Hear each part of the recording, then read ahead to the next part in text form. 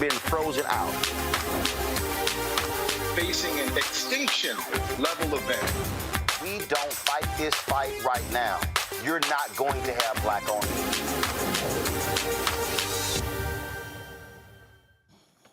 All right, folks, welcome back to Roland Martin Unfiltered. So you've constantly heard me talk about on this show how critically important black-owned media is, how critically important the resources that for black-owned media, how these things absolutely matter. And one of the things that we've seen how some companies have stepped up when we in the Black-Owned Media Collective began to make these issues known in the wake of the death of George Floyd. And just so you can understand when I talk about how significant this is and how this has been going on for quite some time.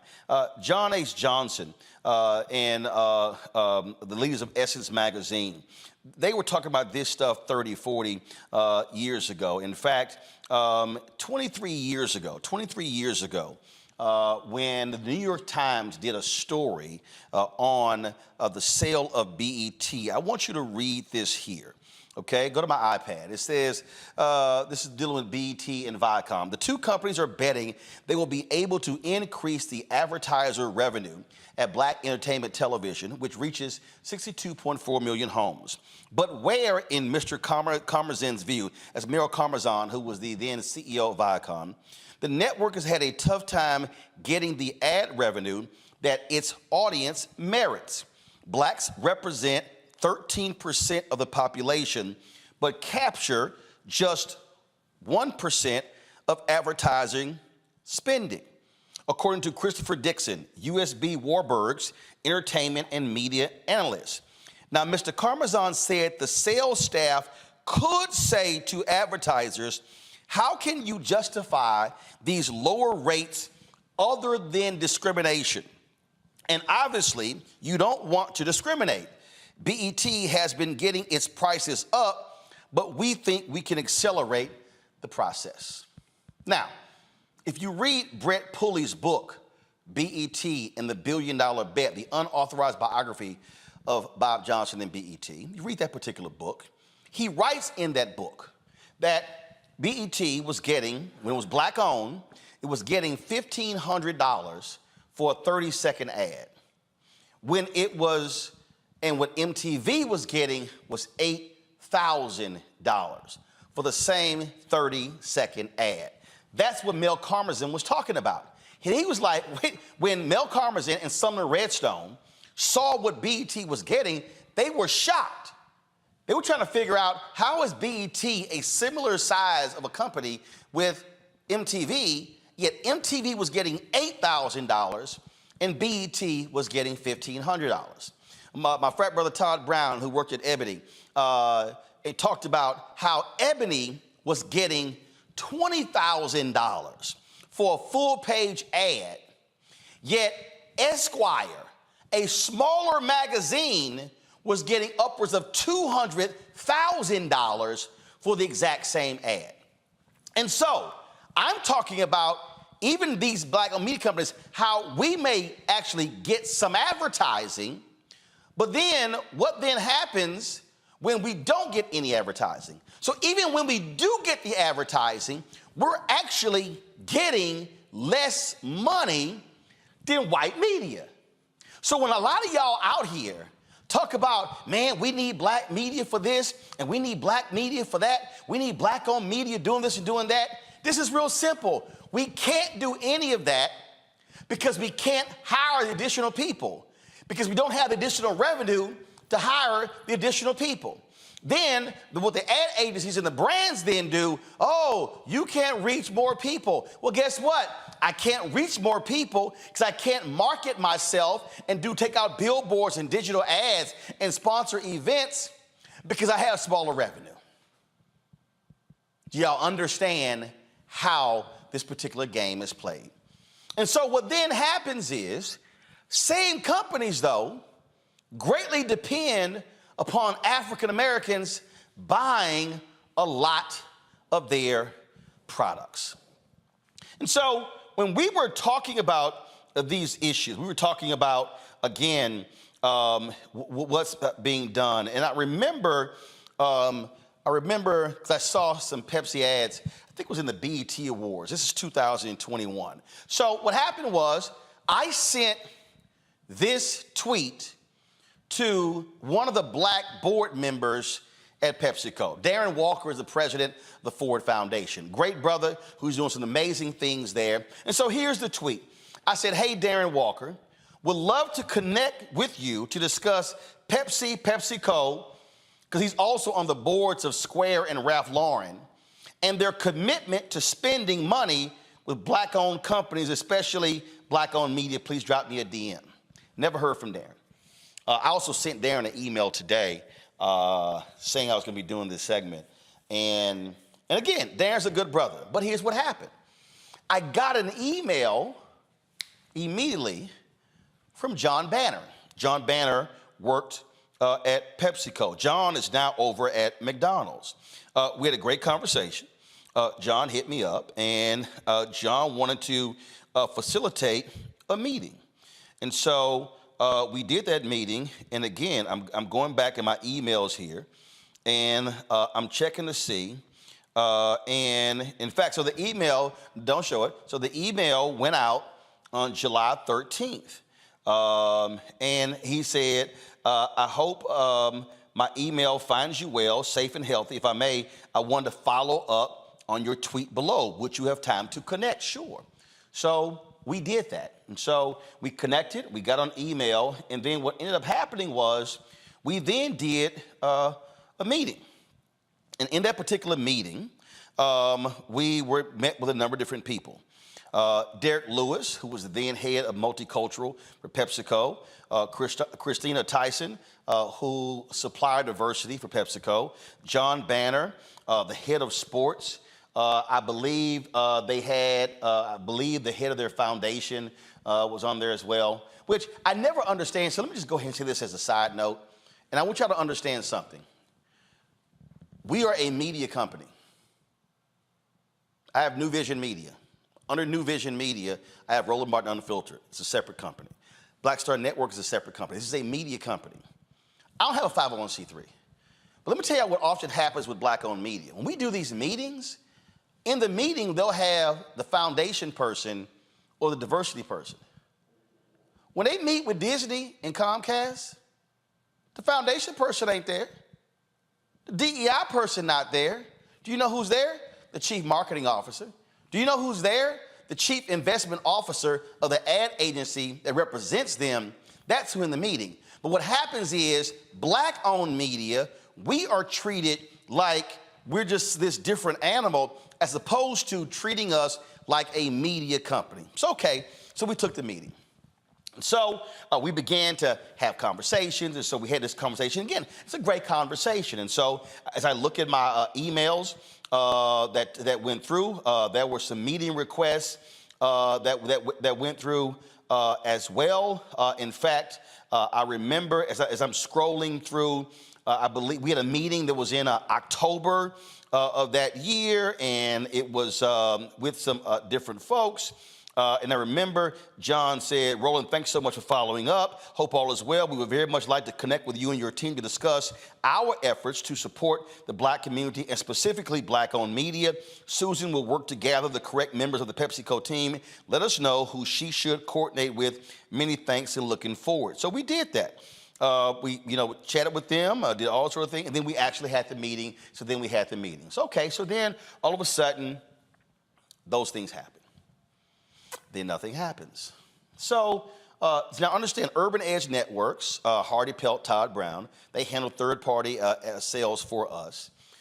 And so they began to work on an initiative because they began to acquire some rights of various games with HBCUs.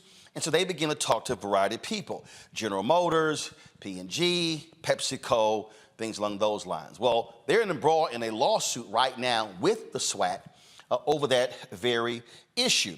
And in that particular lawsuit, I'm just going to pull it up here. This is I'm just going to show you the top of the lawsuit. So this right here, go to my iPad, is the lawsuit where they are suing Weber Marketing and Consulting and the Southwestern Athletic Conference and Charles McClellan, who is the commissioner. This is the Urban Edge Network. Now, in this particular lawsuit, they're suing them, claiming tortious interference because of some things that they allege the SWAC did, and Weber Marketing did. But I just want you to see this here. Go to my iPad. It says right here, number 36 on page 12. Within the last year, UEN instituted an oral agreement with PepsiCo through direct communications and negotiations with Christina Tyson, Director, Supplier Diversity, Global Procurement, located in Dallas, Texas. PepsiCo agreed to start advertising during HBCU games on UEN's streaming channel. Scott Finlow, Global CMO Food Service at PepsiCo, said the $50 million PepsiCo has put towards black-owned businesses over 5 years as a part of our company's larger commitment of over $400 million towards advancing racial equity, racial equality within the company, industry, and communities we serve. Based on negotiations between the parties, UEN expected to be a significant part of PepsiCo's growth initiatives. Full stop. Come to me now. Now, you see here he says PepsiCo, the $50 million PepsiCo has put towards black-owned businesses over 5 years. Okay, y'all, $50 million over 5 years. That comes out to be $10 million a year.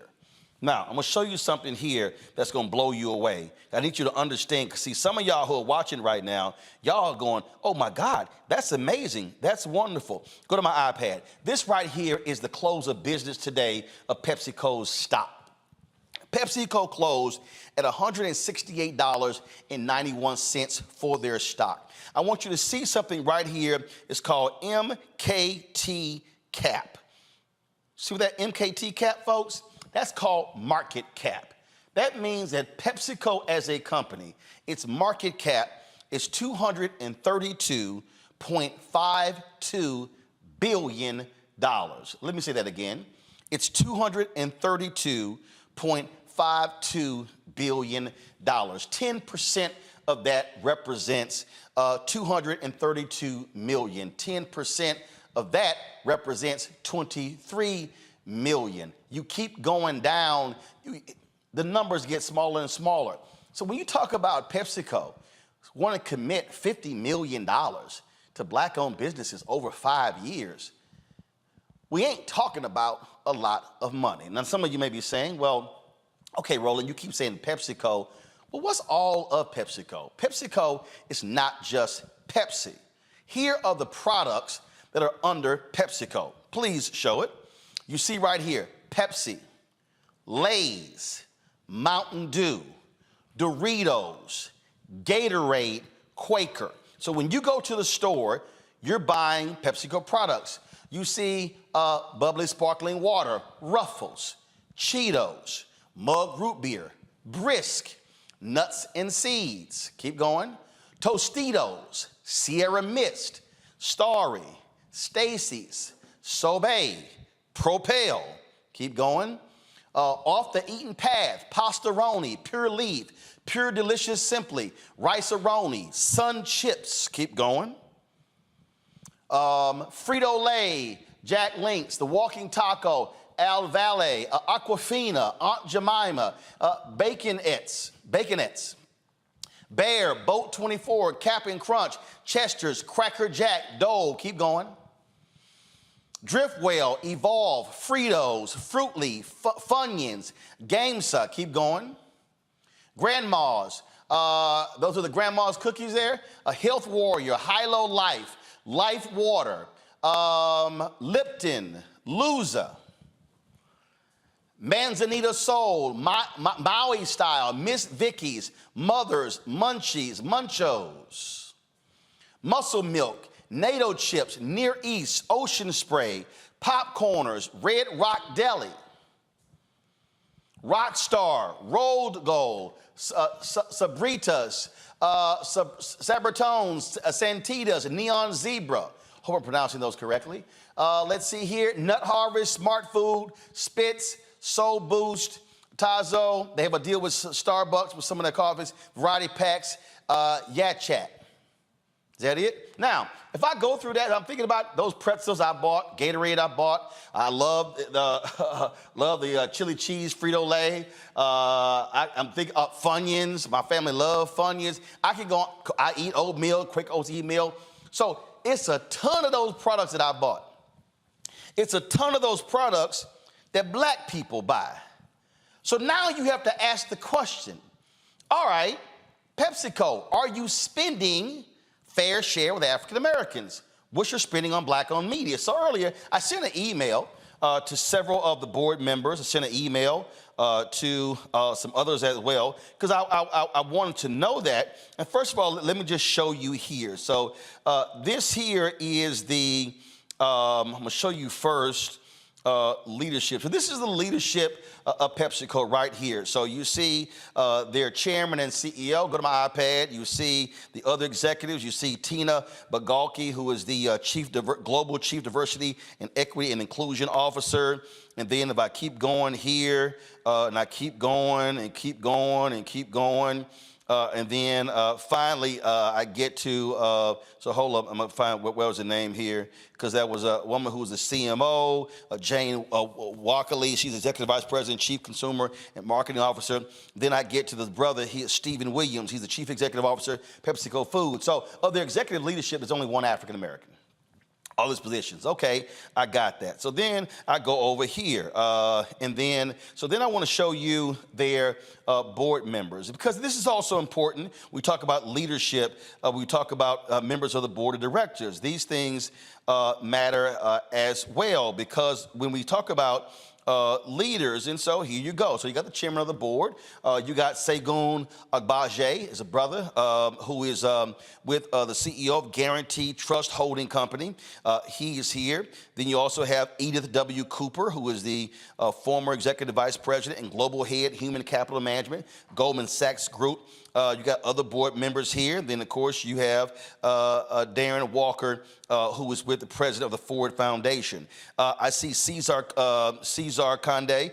He's right here, chairman of NBC Universal News Group. And so all these people. So I'm showing you that. So they've got representation of African Americans on the board of directors, and that's critically important. It's great to have a CEO in Stephen Williams. That's important as well. But when we talk about African Americans in business, we're not just talking about black folks who are on boards and then black folks who have senior positions. We also are talking about being in the deal flow. We're talking about business being done. We're talking about spending being done. And I can tell you what has transpired over the last 2 years with us specifically has been nothing. Now, I had a call with Christina Tyson, and one of the things we talked about was that, because here's the deal, you had UEN with their lawsuit against them. First of all, Urban Edge Network is third party. They are their own company. I can handle my own sales. So I've done meetings with their ad agency. So I remember it was like a year went by. I was like, yo, I ain't heard from your people. And so all of a sudden we began to have those calls, and those things began to happen. And again, if I sit here and go through my emails here, I see lots of emails back and forth, and we're having this meeting and that meeting. And I'm literally sitting here going, meeting set 9/23, and then I'm sitting here seeing stuff. I'm seeing stuff in January. I remember when that was an issue with the black farmers. We reached out, and PepsiCo got a statement from them. I remember, again, when we had an additional meeting with the PepsiCo folks in April of 2022. So we had that, and then all of a sudden, so it's April of 2022. Then guess what? Nothing was happening. And so then I began to say, okay, fine, what's happening? And so begin to reach out to folks, and I began to go through here and different activations and things along those lines. And then I'm looking here at my email here, and that was on November 11th, 2022. That was a meeting I had with, it was an email, Christina Tyson, Katie Hannafy, their media folks, and guess what? We had a meeting set up, and then of course I see November 11th, and then all of a sudden, and then we have, here we go. And so you see right here, if you go to my iPad, it says objective, PepsiCo team to learn about Roland's non-news media opportunities. Come back to me. Why is that important? It's because what often happens is these companies will say, hey, we don't buy news shows, We don't buy news shows, so therefore, we really can't do your show. Well, that's not a problem, because guess what? We've done major deals, 7-figure deals with Coca-Cola. We've done customized content. We've done deals with Procter & Gamble. We've done deals with General Motors. So we've done deals with major companies. So right now, we have a 7-figure deal with McDonald's. So there's no other major, let me be real clear, y'all. You don't get bigger, and we've done stuff with Apple. So we've done customized content deals with Apple, P&G, Coca-Cola, McDonald's, General Motors. 5 of the biggest brands in the world. So there's no excuse. That was November 2022. Well, guess what? Nothing happened. Nothing goes on. I literally said, I remember November 8th, 2022, I hit Christine. It's been 3 months we've seen anything. And then all of a sudden, here we are in November. Like, what's up? January or February 2023, I do a meeting with their people. Again, nothing. I see their folks at Essence. I meet the new brothers of Old Multicultural. He said, hey, we need to get together. You're absolutely right. That was July. Nothing. I see one of their folks at InvestFest in Atlanta. She's like, hey, our people need to get together. Says, hey, guys, you need to get together with Roland. That's in August. Nothing. So here we are in the last quarter of 2023, nothing from PepsiCo. I sent their various executives a question. I sent them emails earlier asking them, and I sent this to their Chief Diversity Officer, CEO of North America Beverage, CEO of North America Packages, as well as their CMO. And I asked them a series of questions. I asked them, and what I wanted to know from them, and this is exactly what I said. I said, what is the annual marketing advertising spend of PepsiCo? Please provide numbers for 2020, 2021, 2022, 2023. What is the total black-owned media spend? Do you have an established goal of what you desire to spend with black-owned media, 1%, 2%, 3% or higher? What is the total spend of contracts from PepsiCo? And what is the percentage and dollar amount with black-owned companies? Thanks a bunch. Look forward to hearing from you. Why am I asking all of that? I'm asking all of that because, folks, these companies want black consumers to keep buying their products, but they do not want to then invest in black-owned businesses.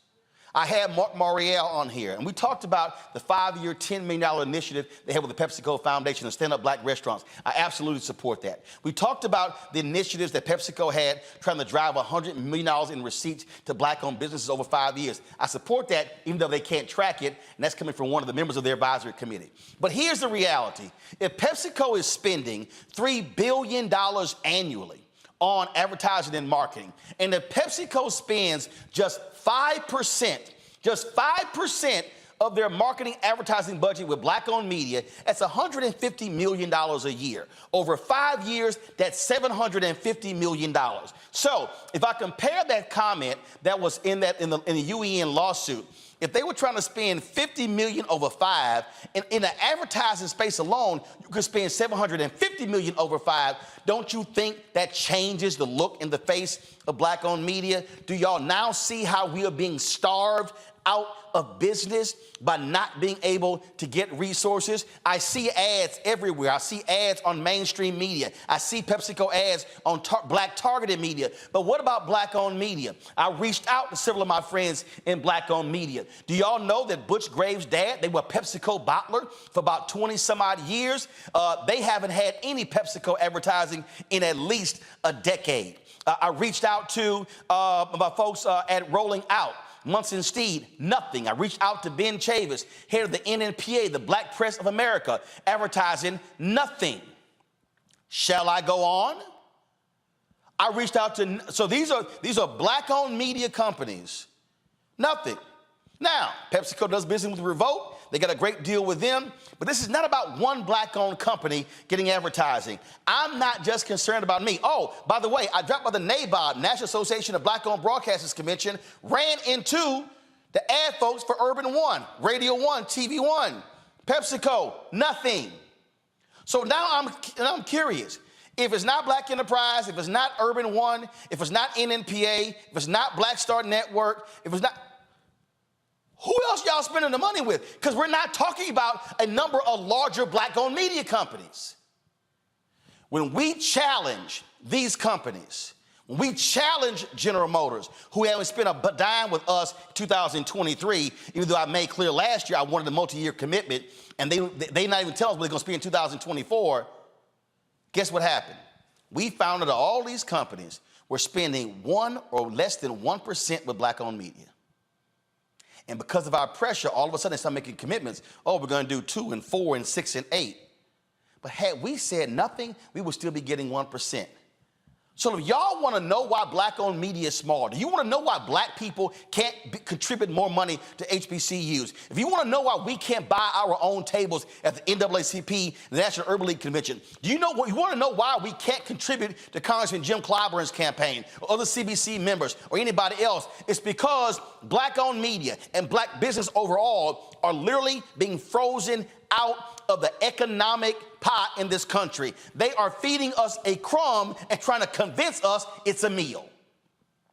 Hell, Pepsico not even feeding us with their chips and their drinks. We literally are getting nothing. And so you as the black consumer do understand they want you to keep buying their products. They want you to keep spending, but they do not want to spend with black-owned media. Now, I told PepsiCo, I'm going to give y'all time. I'm going to give y'all time.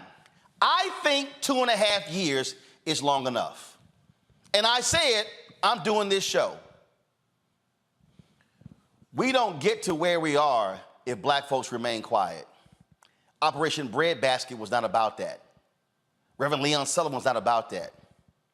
And I'm telling y'all right now, and let me be real clear, I have absolutely nothing to lose. Because they gave me no money 2 years ago, no money last year, no money last month, no money last week, no money yesterday.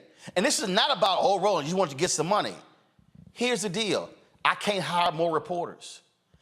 Do y'all know I would love to have 1 or 2 reporters whose sole job is to cover the 58 members of the Congressional Black Caucus?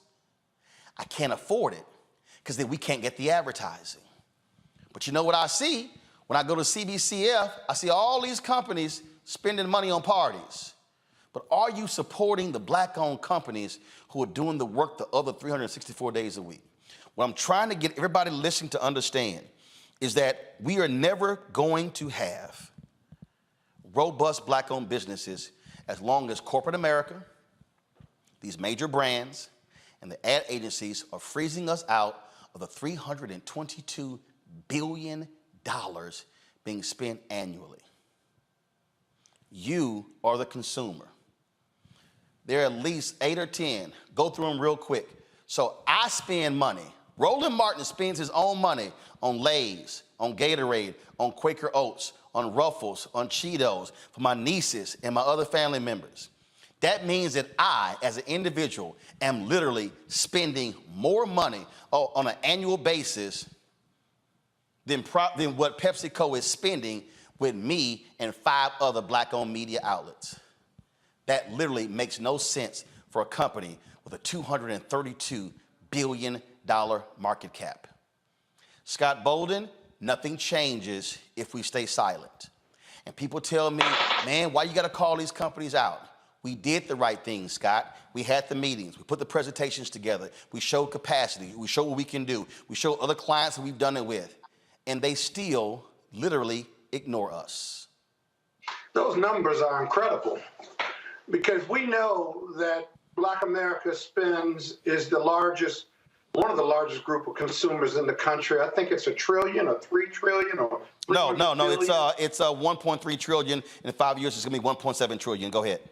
Close enough. It makes the case. But you know, Roland, as I listen to your report, I'm sitting there thinking there's a lot of arrogance on the part of these companies. Yep. Because we don't make them spend with black media because they almost presume that Black America, as consumers and big consumers, they're going to buy our products anyway. They're not going to listen to this particular show and say, I'm going to stop buying those products because black people have gotten comfortable being in that consumer space. So on one hand, you're absolutely right. Anybody listening to your report would say, I agree with you. That's outrageous. Then as a strategist and as a lawyer, I would say, okay, so what's our leverage point? How do we compel compliance or compel just some leverage on making them spend more with black media simply because black people consume their products? Well, Scott, I tweeted this out yesterday. I'd love to get your thoughts, Robert. I said there are two ways to impact these folks: class action lawsuit and boycott. If they don't want to do business with us, Dr. King literally told us this on April 3rd, 1968, that we must redistribute the pain. Robert? Well, I think particularly with PepsiCo, we might need to be boycotting that in general because of diabetes and everything else and heart disease. I think we need to boycott a lot of those products just off top. But you're completely correct, Roland, and we have to start exercising economic power. Not only should we be looking to divest from people who don't invest with us, but we need to be investing in black-owned businesses within our own community to grow them to such a size that they will be able to have the capacity to invest into black media. You have to create an entire circle, entire ecosystem around this. There are plenty of black-owned soda companies in this country, small mom-and-pop shops that you can order on Etsy that would love to grow, and they would love to have the opportunity to have those dollars that we are giving to PepsiCo every year. There are plenty of potato chip companies around here that are made out of people's kitchens and sold at farmers markets on the side of the road that would love to have the support of the black community to get behind them. There's not enough simply to tell people who we aren't going to spend money with. We have to vote with our dollars and start supporting people in our own communities, grow those businesses up, and then we're able to create the economic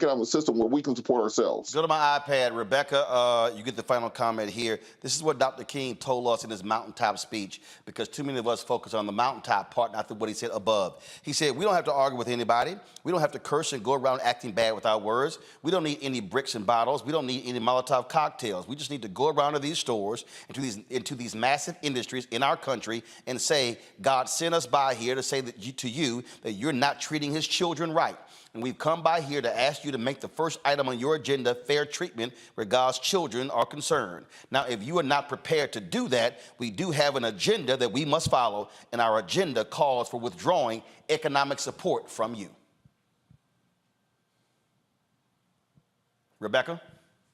You know what, Roland? I'm thinking about in 2017 when PepsiCo decided to run an ad featuring a Black Lives Matter type rally, and it starred Kendall Jenner breaking up the crowd in the rally and bringing peace because she was drinking a can of Pepsi. And as far as I know, I never heard of that particular agency that decided that was a good idea to run that type of ad. I haven't heard that PepsiCo fired that agency and decided to actually work with inclusive agencies that would have known that wasn't a good idea.